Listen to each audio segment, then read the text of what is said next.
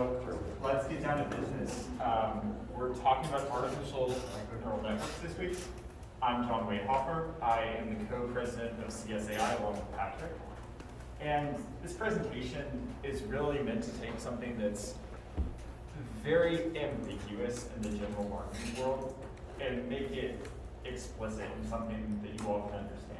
Because this is probably one of the most hyped things in artificial intelligence, and it's not really that difficult when you break it down. So all an artificial neural network is a machine learning algorithm that is mapped based on the structure of the human brain. It's actually been around for a really long time, since around the 60s, but they didn't have the hardware to effectively make these things work in practical use cases. So we're going to look at both the machine learning part of this and the human brain part of this, put it together, and hopefully we'll get a better understanding of how this thing works as a whole. So machine learning is a subset of artificial intelligence. We showed this kind of nesting system graphic off to the right there a couple weeks back, off to the left side, my right. And so artificial intelligence is what we've been talking about for the past 2 weeks. It's basically a machine that can solve problems in an intelligent way using a heuristic. Machine learning is a subset of that, and then artificial neural networks is a subset of machine learning. So machine learning is characterized by its difference from classical programming. With classical programming, we take inputs and we tell the computer what to do with those inputs to produce an output that we expect. You can think of this as kind of like a word processor, like you have an empty document, you press on keys, and then the output is a written file in the word processor. Machine learning takes a different approach. Instead of generating the output with a series of commands, it takes in examples of inputs and outputs and figures out a function that links the two. And so, for use cases here, the classical programming example would be this arm in a factory floor.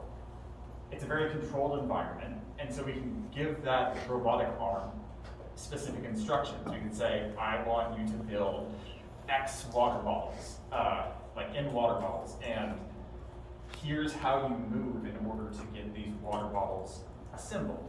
So it will move effectively and build those water bottles. Now, that doesn't really work in the real world, in an environment that's constantly changing.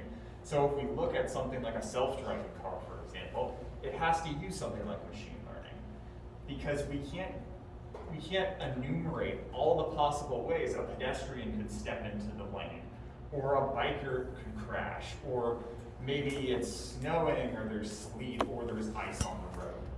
Those are things that are learned through experience. So the way we would teach a self-driving agent would be to give it examples of driving in the real world with information such as like visual from a camera, depth estimation, stuff like that. And then we would ask it to drive safely, and it would figure out what actions it would need to take in order to get to the destination that it needs to get to. So those are the main two differences between classical programming and machine learning. So going back to our original definition, our artificial neural network is a machine learning algorithm. So it uses this idea of taking inputs and outputs and building a function out from them. The second part is it is inspired by the structure of the human brain. And so let's take a look at the human brain in a very simplified way. The human brain is made up of neurons. And neurons are like the computational units of the human brain. The neurons have dendrites, which take in electrical signals from other neurons, and then they release electrical signals using axons. And if it receives enough of an electrical signal through its dendrites to overcome a threshold, it will modify that signal and send that signal out through the axons to other neurons. And this nucleus you can think of as kind of like figuring out whether it's going to send a signal or not. A neural network is just a collection of neurons. And so with these very small units, you get the emergent property that these these units, in a sense, vote on what the body needs to do next. And you can actually get very complex structures and heuristics based on linking these neurons together. And that's kind of how humans think. Again, very simplified expression of the human mind. There's cortical columns and reference frames and all these other things.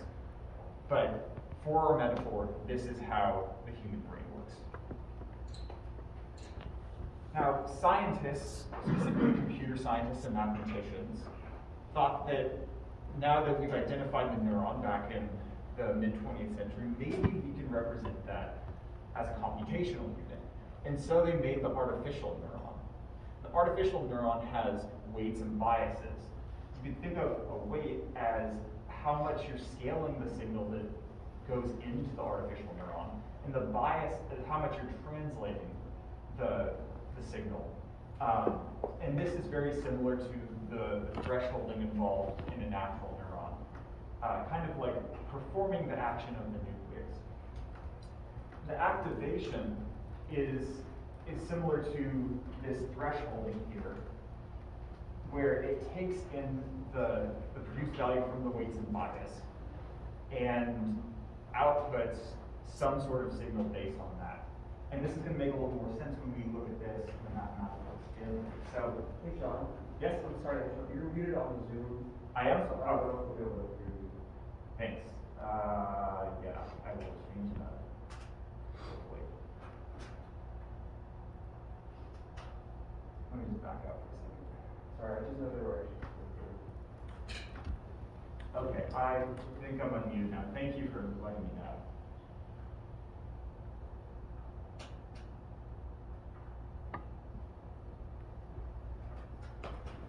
So that's the mathematical formula for an artificial neuron. W1 is the weight, W0 is the bias. And this might look familiar because it's pretty much what we learned in middle school, y equals mx plus b. It's an equation of a line. If you increase the weight, you're going to increase the slope of the line. If you increase the bias, you're shifting the line upward, and then it gets passed through an activation. And this activation can be any number of functions that basically turn this linear relationship into something that's nonlinear. And this is useful because in the real world, things are nonlinear. You're going to have probabilities that are curves. And so it takes the simple concept of a linear function and makes it so that you can represent very complex things when you link these neurons together. So, speaking of linking these neurons together, you can take an artificial neuron, bring it together with other artificial neurons, and create an artificial neural network. Each one of those circles is a neuron in a layer, and a neuron in a layer is called a unit. Basically, layers are groups of neurons that take in the input from all previous layers and change the data somehow and output it to the next layer. And so you can see that every single neuron, every single unit in that hidden nodes layer actually takes in the input of every single other neuron. So it's like the sum total of all the signals from all the previous neurons. It takes that, mutates it somehow, and passes that along. And to go back to our metaphor of the human brain, this is kind of like what the dendrites do. It takes in the sum electrical signal of all other neurons it's connected to and determines based on a threshold whether it needs to send out a signal. It alters that signal a bit and sends that onward. And so you can see that this is very similar to that metaphor. So to make this a little bit more concrete, an input could be a flattened image of a dog. It passes through hidden node layers, and those hidden layers are basically the function that maps the dog to the probability of this actually being a dog. So this could be a picture of a cat or something else. We need to find out whether this image is actually a dog. So those hidden layers are going to take those pixel images, or those individual pixels, and map that into a probability distribution so that these final output nodes can make the determination, is this a dog or is this not a dog? And so that functional transformation is fundamentally what a neural network is doing within all these hidden layers. So let's dive into this a little bit more, because we're assuming that neural network can actually perform the translation from an image of a dog to the classification of a dog. But that's a lot of hand waving. Basically, how does it actually learn to take an image and turn that into a classification? Well, a neural network is, at first, it's initialized with random weights, random biases. So we're starting out with noise. It takes in an input and it makes a prediction. And the first prediction is going to be terrible. It's not going to get anything right because it's just random chance that it chooses whether it's a dog or not a dog. But it can learn from this. We can take that prediction and check its proximity to the truth, and then adjust the weights in the network to bring it closer to the truth. You keep doing this over and over and over again. It's kind of like us learning anything. Through repetition, we're going to get closer and closer, better and better at whatever we're trying to do. So let's take a look at how we actually find the truth in this case. To find the truth, we use something called a loss function. So let's say we have that image of a dog, we pass it through. The probability of the dog is like 0.4, but we know the probability is 1.0. It's a dog. So we can take the difference between the predicted value and the actual value using an L1 or L2 loss, and then we can move all of the weights toward to basically adjust all the weights so that it produces the expected value next time. And a good way to think about this metaphorically is the loss is thinking of the loss as altitude. So if we're here up on this mountain, we want to get to the point where the loss is 0. When the loss is 0, your prediction is equal to truth. So if you're blindfolded and you're up on this mountain, how would you get down to the point where altitude is 0, where you're in the valley? Well, you could take a step in any direction and think, did I go uphill or downhill? And basically, if you keep taking steps that take you downhill, you're eventually going to arrive at the valley. This, in a sense, is what gradient descent is. The idea is you take the loss function, you find the gradient or the slope of that problem space, and then you just keep following that slope down until you hit the minimum, which is the truth value, hopefully. And to jump a little bit more into the math here, this equation up here, actually, it looks kind of scary, but it's not too bad. All it really is, yj is the true value, and then this over here, this w1 times xj plus w0, that is the predicted value. So you're taking the true value minus the predicted value, and then you're squaring it. And this is called an L2 loss.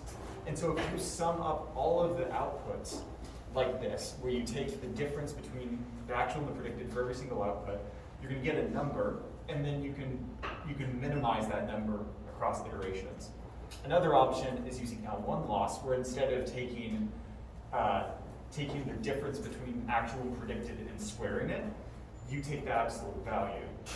And there are trade-offs to this, and I'm not going to get into it too much, but L1 loss gives you a much sharper representation of the loss, essentially. So things trained with an L1 loss that are visual will produce sharper images.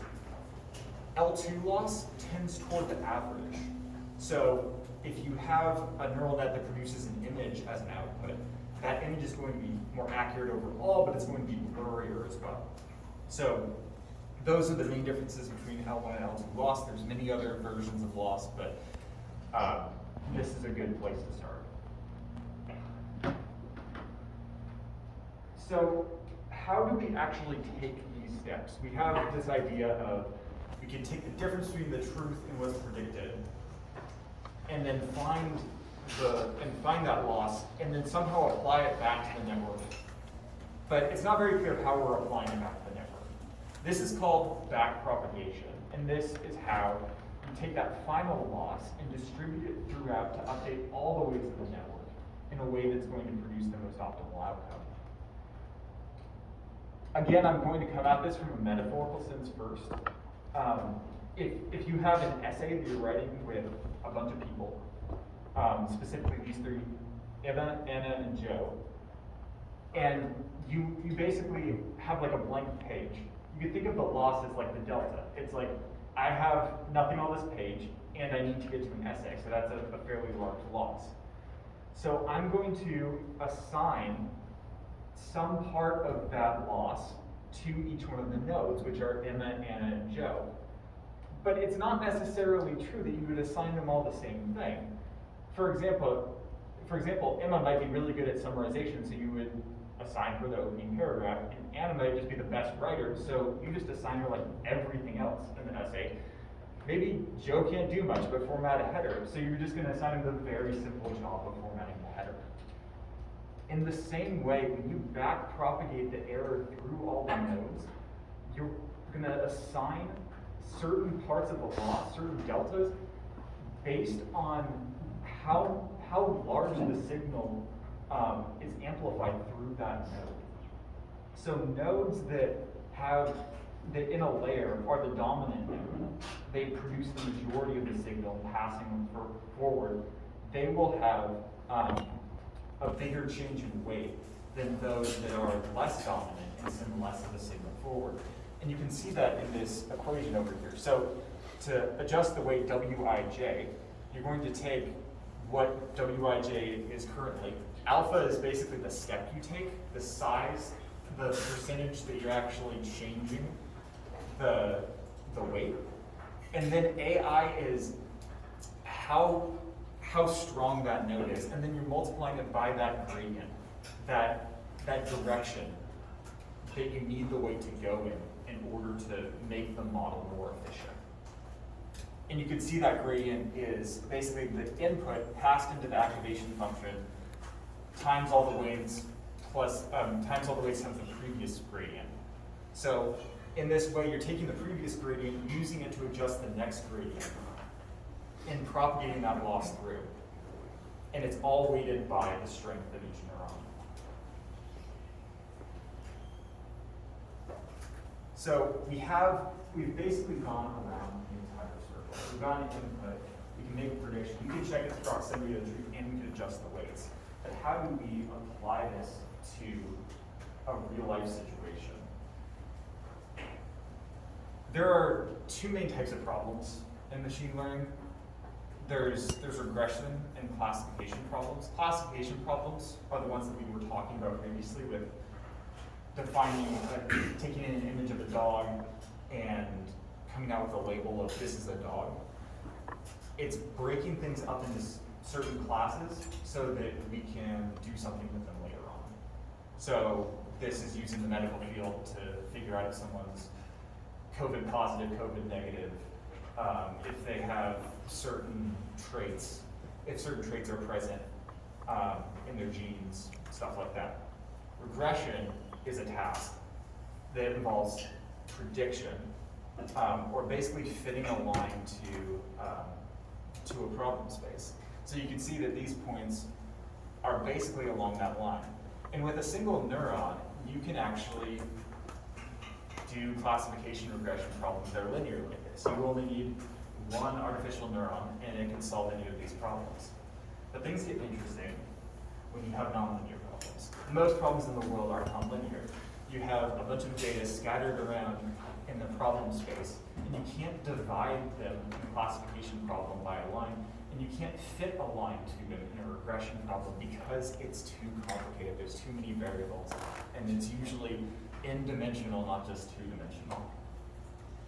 So that's where we need the power of an artificial neural network with several layers. And as you add layers, it becomes a deep neural network. All that basically means is instead of having inputs and outputs with a single layer of neurons changing things in a linear format, you have a bunch of these layers, stacked one after another, passing the signal through and defining a much more complex relationship. And this is where things get hazy, because with the linear system, we can easily see that it's like y equals mx plus b. That's simple, that's something that we understand. With nonlinear problems, now you have scaling in quadratic and just in higher dimensional equations. So it's useful to think of this in two frames. You take the input here, which is figure B over there, which is clearly a nonlinear system. You pass it through all the hidden layers represented by those circles and lines. And then before you output the final example, you get A. And A is passed into the final layer of neurons. And as you can see, A is actually a linear problem. What an artificial neural network is actually doing in this sense, with all its depth, is it's taking a space that is nonlinear, moving around the points, transforming them into a system that is linear. And then it can pass it to the last layer, which has linear classification, and it can draw that line, either defining it in a regression or splitting two groups into classification. There's other frames you could think about this in, but that's a very useful one. All the artificial neural network is doing is changing the coordinate system to something that we can understand in a very simple format. And the math to do this is down here. It's basically a recurrent relationship. So A5 is defined based on A4, which is defined based on the weights and biases and the activation function. You pass A3 into that, which is defined by its own weights and biases and activation function. So you can see that this kind of goes recursively backward. And since the activation function is a nonlinear, it can represent a dimensional function. So, in summary, artificial neural networks are machine learning algorithms that are structured based on the human brain. They learn how to take input data and turn it into useful outputs. They learn based on inputs and outputs that we give them, and they find the function that maps the two together. And this is super useful in circumstances where we can't hand code everything, we can't code the function because the problem space is too complicated. And this learning, this creation of the function, is done by comparing the output of the network, the predicted output, to the actual output that we gave it, and finding the difference in that, and using that difference to adjust the weights of the network to get closer and closer to the truth. And this iterative process is how an artificial neural network learns how to correctly represent the system of a function. And I also just want to shout out a few other areas. We've nested from artificial intelligence to machine learning to artificial neural networks, but this field even goes deeper. There are so many neural network implementations that just have a vast set that are so useful. So, for example, generative adversarial networks. Those are the networks used to create images from noise. So some of you may have seen NVIDIA's like face scan, where you could basically drag your mouse around it and it will produce realistic human faces from noise. Super creepy stuff, very cool. It's just very interesting. Graph neural networks are neural networks that work on a graph data structure. And so this is very useful for things like social media networks if you need an agent to learn things about the structure of that network, how people are connected together. It's one of the most versatile networks, but it's computationally expensive, and it's hugely popular right now. Convolutional neural networks are used for all image processing. So if you know AlexNet, or pretty much any network that operates on an image, they're using convolutional neural networks, and we're going to get into that soon because they are so varied and such a staple of this field. Current neural networks are used to process time series. They feed back into themselves, and so they have a sense of memory and attention of self. So they're useful for like answering questions like, how are COVID rates going to change in the future based on our past data? And then autoencoders are super interesting. They do things like denoising in graphics, and they're just very, very powerful things. So that's it for the general theoretical concepts here. Is there any questions that I can presented? Yes? Are all those neural networks listed there subsets of machine learning but not artificial neural networks? They're all subsets of artificial neural networks. So these are all artificial neural networks. What's a subset of machine learning that's not underneath artificial neural networks? Decision trees, for example. So like a decision tree is basically like, it's kind of like those infographics that you might have seen where it's like, do you like dogs? Then you should go down this path. And then it asks you another question and it tells you something about yourself at the end. You can actually learn those from a set of data by splitting the data in ways that evenly distribute the data sets. And basically it like creates a system that is like the shallowest tree. So when like humans create a decision tree, they are coming up with each one of those decision points, but you can automate that with machine learning. And that doesn't use neural networks, that is a completely different algorithm.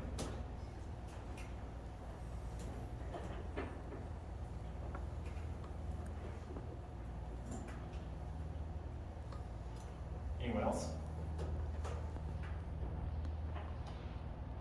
All right, so I wanted to, now that you all understand generally how neural networks work, I was thinking we could get into some implementation. Because at the end of the day, we're all here to make artificial intelligence ourselves. So, I'm going to walk us through this very classic notebook, which is building a classifier to split images apart in the fashion of the data set. Y'all don't have to actually like load this up and follow along. We're going to go to the workshop later, but I want to walk through the process of actually building a neural network so everyone can see how this works before we come in with ourselves. So this is the fashion in this data set. There are just images of clothing, and they exist in 10 categories. So we got t-shirts, trousers, pullovers, dress, you can see the rest. And they're labeled by a single digit. So we want to take in that image, that black and white image of some article of clothing, pass it through our neural network, and ask the network to tell us what article of clothing is it.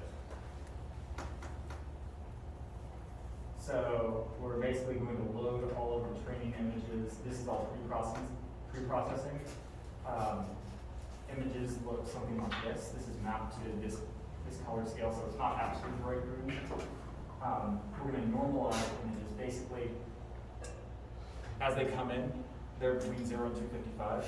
Before you pass something into a machine learning network, you usually normalize it between 0 to 1 or negative 1 to 1. And this is because you don't want to give weight to, let's say, some values are scaled between 0 and 20, some are scaled between 0 and 200.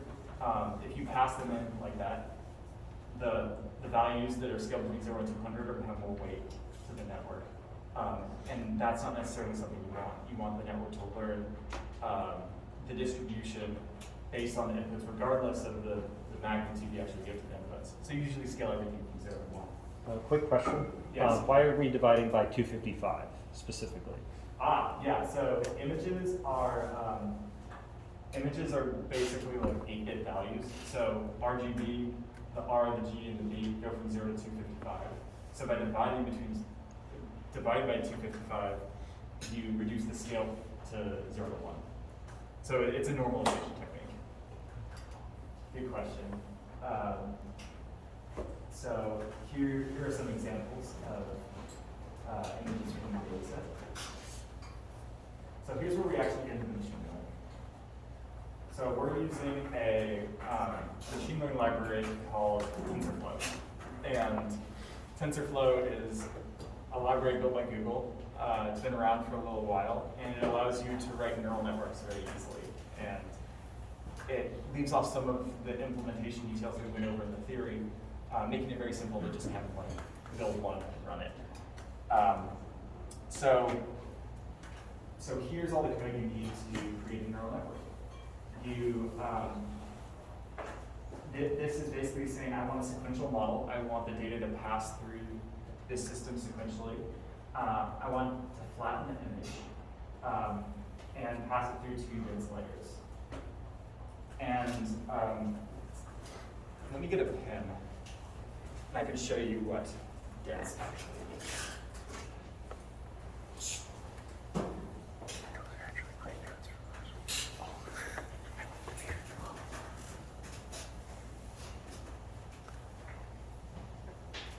So, if you recall from the slides, we had a neural network that looked something like this, where every single layer is connected to every single neuron in one layer is connected to every single neuron in the next layer. So you got something like this neuron is connected to this one, this top one, this second one, and this third one. In the same way, this middle one will be connected to this one, and this one. So that's what's called a dense neural network, because every single neuron is connected to every single neuron in the next layer. You'll notice that layers aren't connected in itself. None of these neurons are related, but they're all related to the next ones, and they're all related to the previous ones. So that's what we mean by okay, it's not going to switch.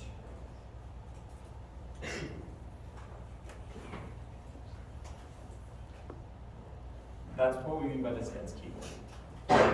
We're saying that every single layer in this, every single neuron in this dense layer is connected to every single neuron in this one. This 128 is the number of units. So basically, this is like unit 0, all the way to unit 1.8. We'll go basically here. Basically, there's 120 neurons in that layer.